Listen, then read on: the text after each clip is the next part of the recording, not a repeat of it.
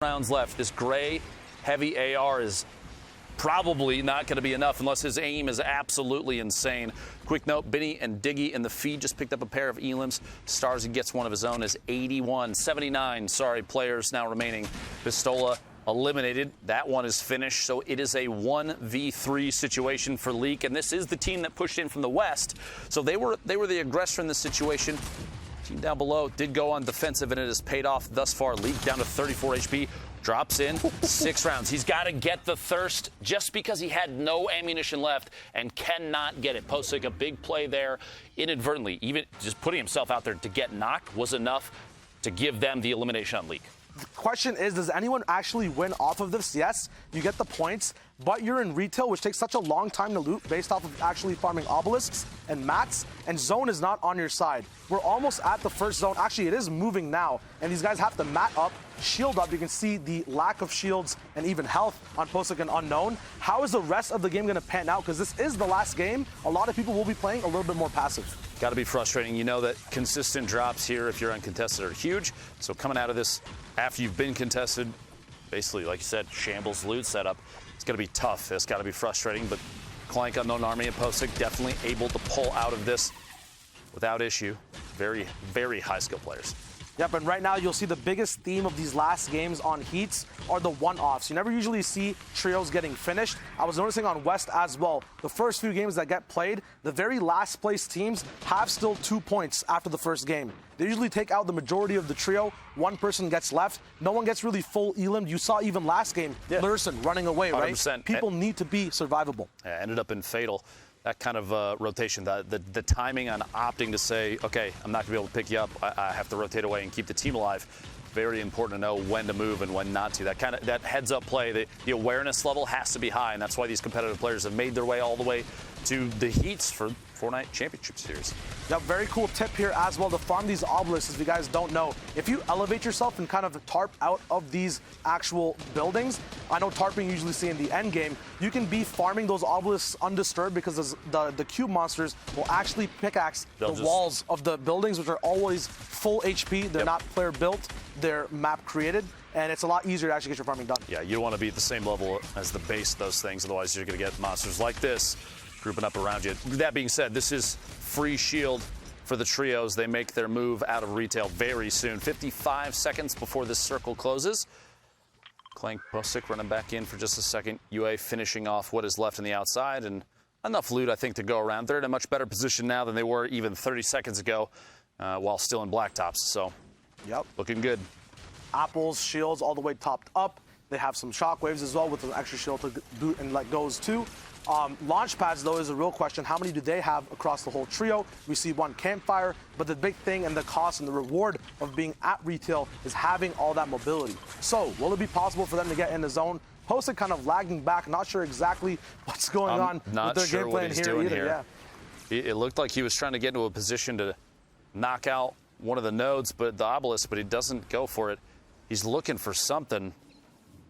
I'm honestly very confused as to what he's digging around for. Is he thinking that there's somebody else back behind? He's trying to find him on the outside, a rotation away, digging through whatever loot might be left over? It might have been that gold AR that he picked up right there. Might have been a gold tack. Either way, it's going to cost him a lot of HP to catch up to his teammates. Might have to use shockwaves as well. There are a lot of natural campfires moving towards the zone from this position. I think most of them, though, will be in zone. I had to be digging around for that last piece of loot before he moved out there, which ultimately, in the grand scheme of things, may have been the right call, but one of those things in the moment, I couldn't see it. I don't think you could either, so hopefully no issue getting back in. Probably going to have to shockwave. Meanwhile, Ando, Germ, J-Love, 3 very well-known players across the World Cup. Now here, 14 HP remaining for Ando. He pops these minis. Germ and J-Love going to have to defend for just a second. The splashes go down, pick up some HP.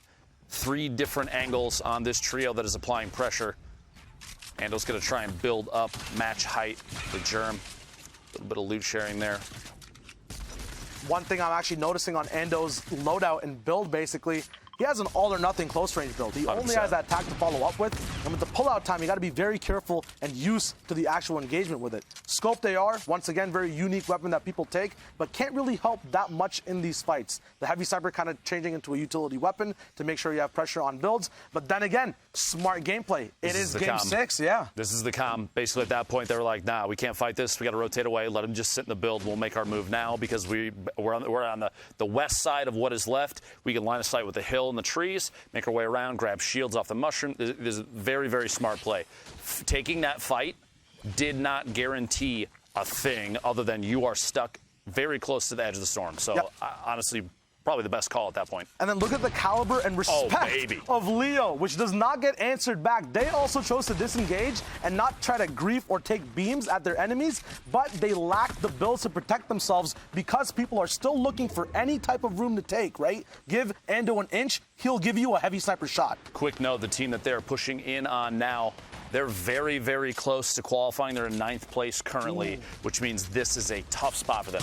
Team inside, if Leo and gang can find their way out of this, then they'll be okay. But this might be the end of qualifying for them, depending on how RBK handles the situation. The C here still up on the high ground at this point. The reload, very important. He does have the tack to swap to if somebody pushes out of their box, which, I mean, in the position he's in, he has that catty corner spot. He could watch left and right side of whichever box his opponent's inside. That's big, because if you see somebody come out, you take that quick shot, even a heavy snipe to stop maybe a roof being built, you can follow through with a tack.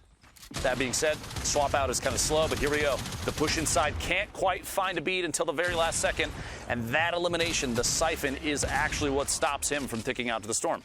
Yep, find some bandages as well that they can split apart. 10 actually, and they have a launch pad to get into. Zone does seem to be actually a minute away, so these guys have to get bumping and moving. They do have apples, chili peppers as well. A recent change to them is they last 1 minute long. So taking off the launch with the chili pepper could gain you so much more ground with the bandages. Far enough in, that kind of rotation is going to be very, very important. Circle's still closing. It's got 40 seconds left. If you see the pace that it's moving in the minimap, they still have quite a ways to go. So what I would expect, hopefully, some chili peppers. Opt right there. Just drop the scope they are. Pick up that green heavy. Pick up a couple of mushrooms, and here we go. Gonna grab the rock there and get some jumps moving. There's a full view of your minimap. You can see just how far out they are right now. Still, they're east-west. They're lined up with Gotham. They still have quite a ways to go. They're gonna get all the way basically to Greasy to make it into the safe zone. Hopefully enough HP. They still have the launch pad. They still have a chance to make their way in, so I wouldn't count RBK out just yet, especially, like, look at J-Love's HP. Far and away, he's got enough to make his way in. There we go. There's the edge of the storm. They should be able to get in without much issue. Plus, they're actually relatively lucky. The next safe zone is north side focused. Wait. It's taco time, but he can't almost pop a bandage. He won't be able to. He's going to have to get picked up. They have chunk splashes, though, so this is a possibility to either scoot him in the zone or pick him back up. There are bandages on his body, but I think the zone is ticking fast. J-Love is low himself. This could be really, really bad for this trio. Taco time may have been their last. We'll have to see here in a second. Looks like I would expect, yeah, they should be okay now. Very lucky the timing of Germ being just behind Ando, able to pick him up, including the chug splashes to top himself off. Solid play there. Meanwhile, the southwest corner of the map. We've talked about it before. It is one of the full commit spots. THWIFO down here, looking to make a move into the next portion of the safe zone. They're inside already. They want a better position, a more advantageous spot. They have a decent load up, but THWIFO's ammunition pretty low right now. Only 86 medium. I think the hope for an elimination, pick up whatever materials they may have gathered. We'll see here in a second. Taking a couple shots there. Gets tagged himself, though. Yeah, the big thing about these shields and the utility and the ammo they have at the moment, at least on just THWIFO, it seems like all these items are used for those end game kind of smaller zone moments. There is some ammo being split now. The 260 comes right back up. At the same time, chugs and slurps kind of work in a way where the amount of time it takes to pop them, the amount of time they stay in your inventory after using a little bit of them, it's more for end game movement, 100%. Less for taking shots at people and getting shot back at. It's more about, if my team gets lost in zone, if I take zone damage and I have to move and heal, that's what I want to be using. Taking minis and bigs, that's more on the side of I want to take shots. Heavy snipe's not really worried about it. I can come back up.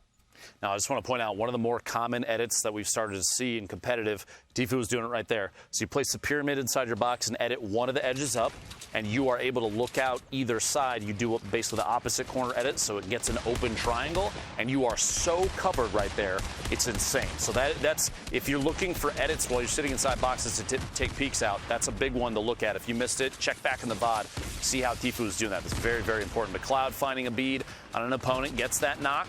One elimination right now for the trio. Cloud, Snood, THWIFO, they won the last game. Moving into the next one, already in a great spot. A lot of materials in Snood's inventory as we were looking at them, and that bubble goes down, making a little bit of a move out. Yeah, but it's really smart from all these shows. What I'm seeing is an actual loadout adaptation to the way games play out. When you're playing open quals, the pump is so nice, the AR is so nice to use because everyone's all the way out. Once again, this is the edit I'm talking about. Coming straight in. A huge edit there. It reduces so much visibility on you inside the box. Plus, you can do exactly what he's doing right here. This little third-person camera peek, you look over the top, and all he has to do is scoot either to the right or stand up, and he's got a bead on whoever is up top. That is huge, literally just for watching angles. So if you're more of a support player in your team, if you're playing trios, make sure you get very, very good at that because you have the opportunity to watch and get tags, which gives your team, you don't have to worry about storm surge. It's a great way to get spotting done. It's fantastic. Yep, and it's dope that THWIFO himself is kind of adapting to just taking smarter peeks with his building. Other players, though, from their loadouts, I'm seeing more attack shotguns because you need repeated shots in the end of the game when it comes to clutching out, and it kind of opens up room for other utility in your inventory. Previously, we had the combat that had a lot of clips in the bullet or in the actual magazine, but at the moment now, that doesn't exist anymore, right? The next best thing is that attack shotgun. Agreed. The same thing with the scoped AR. Usually, it's something people just gloss over. They don't really care much about it, but now knowing that so many people play passive in their builds, are so tight on rotating and using mats, that scoped AR is the only way to kind of reach people through medium range. It's like Dolph on the flyby right there, taking a ton of damage from THWIFO. Canada and Fiber. Going to make a move over now. Still eyes all the way up on top of the mountain. There is a team up there at the top of Polar, and they do find tags and a follow-through. THWIFO, the elimination. A little bit of a siphon there up to 64. Finds players on the inside of that box just as the window edit comes on through. He's going to sit inside this pyramid. Pop a slurp. Probably a decent chance to pick up. Here you go, some minis. There are some splashes in the inventory as well. A bit of a loadout swap out here. A lot of stuff sitting on the ground. A solid pickup for this trio. Yep, that elim might prove a little bit too costly for their health bank account because right now they've had to use 2 slurps, multiple chugs, and are still getting hurt by all these stinks at the moment. Right now, going into late game, once again, you will not have the same amount of options if you don't have the same amount of utility as you have early. And in NA East, you never have time to recycle that much. You never have entire trios going down, as we pointed out before. It's very hard to recycle things on the move. You do have another very, very solid trio right next door. Ando, Germ, J-Love, not too far away, moving around inside that box. Canada's sitting on 12 RPGs, the 2 shockwaves. Basically bottomless medium ammo, over 1,000 rounds, and enough pump shotgun shells to go around as well. A solid loadout plus basically max builds. Yeah, but you personally, Lupo, if you have all these options, when are the best times to pull the trigger? I mean, if in this situation, you're sitting on an RPG already, getting the high ground as we've seen so many times before. And THWIFO, I guarantee you, is a big fan of that. So they're going to go for a build-up.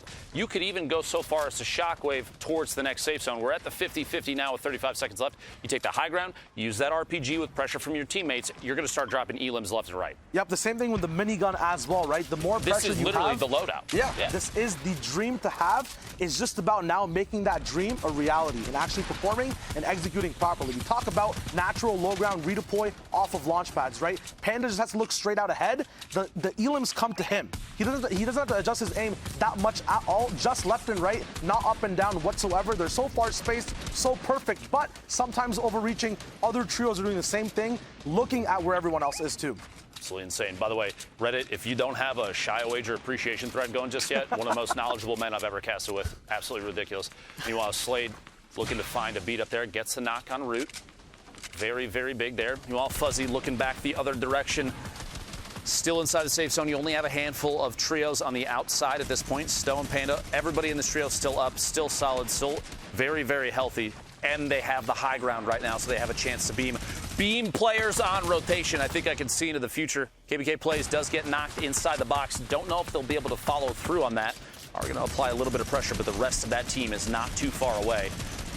Well, another trio moving in there as well. We can see the silhouettes, and I got to say, the density of players inside that build of the immediate west is getting pretty high. It's getting pretty populated in there. At some point, pressure's going to have to come through from somebody. Yeah, Blue Boy, you're seeing it too. These guys right now, from what I see, just have 2 shockwaves to move about.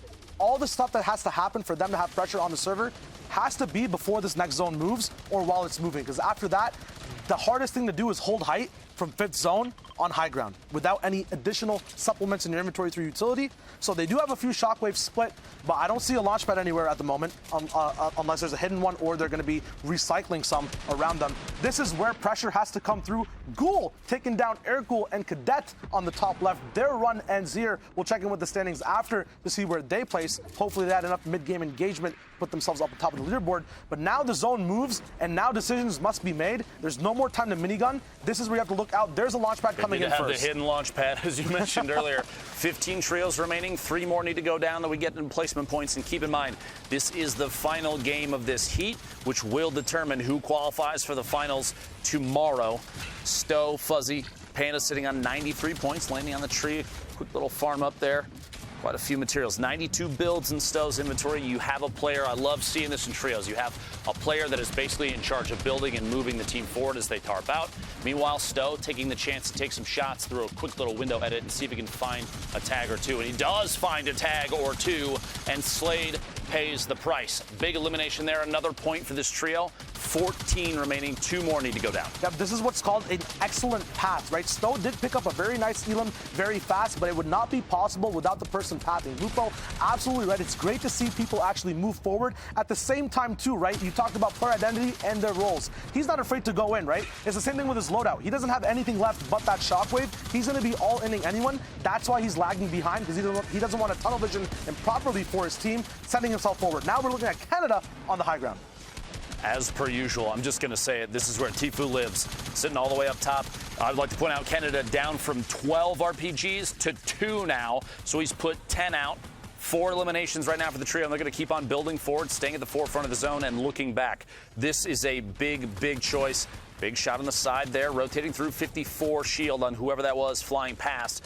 Canada going to build back up, get that high ground back with his trio, but shoots back. Second to last RPG shot, can't quite connect, but you see there the quick mark, calls out. There are guys in this box. It's Posick, gets found, gets eliminated, continues the move through, and we are down to the top 7 trios. Yep, retail only gets you so far. The top 7 trios, one of the best ones in the heat at the very tip top of Polar Mountain at the moment. We just saw the lobby go down from about 30 people all the way to 12 because they have to kind of get into each other. Volri going down. Kanata is down on his own. 2 launch pads left, 10 trios or 6 trios left alive with 10 people. THWIFO owns everything up top. No one's even trying to contest him at the moment. He's going to be building up, has no ammo in his attack. There's a big beam coming in off of height 2. He goes down. They have lost their advantage. It's just THWIFO now. Fiber is down. Kanata gets his life taken away too. 6 elims in total. 1 placement away from getting 3 points. An elim possibility as well. Hard mats all around. Fiber.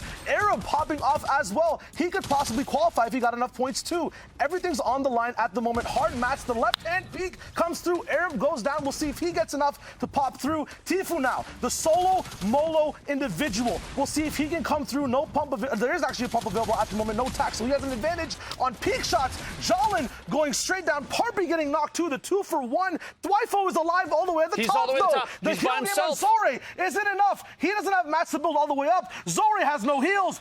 3, 2, 1. He wins the game. THWIFO positioning, trumping over the clutch moments. Ghosting on the whole lobby. Celebrate with your dance. Zeke.